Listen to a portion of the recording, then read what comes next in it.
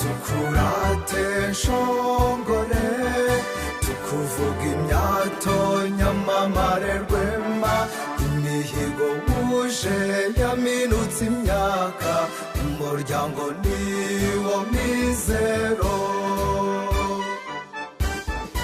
Umuryango niwo mizero, niwo soko ndemyabuzima, faresi ikaba ishingiro n'ipfundo ndemyamiryango.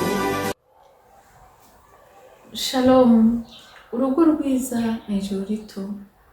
Mu rugo rwiza abashakanye buri wese yubahisha undi. Kubahisha umugabo wawe, kubahisha umugore wawe ni iby'agaciro. Burya abantu bubaha uwo mwashakanye bitewe nawe.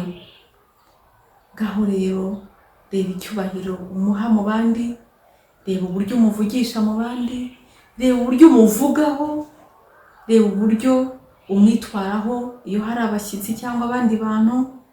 Ni wowe utuma bamwubaha cyangwa bakamusuzugura. Hari abashakanye bamwe bajya batongana abantu baje kubasura, cyangwa se ukagaragaza amakosa y'uwo mwashakanye imbere y'abantu runaka. Burya ni wowe uba wisuzuguza. Ubahisha umugabo wawe, ubahisha umugore wawe, niyo yaba ari mu makosa uzagira uburyo umukosora mu ibanga muri mwembi utamushyize ku karubanda. Nyagasani akumurikire kandi umugisha we uguhoreho urakabaho.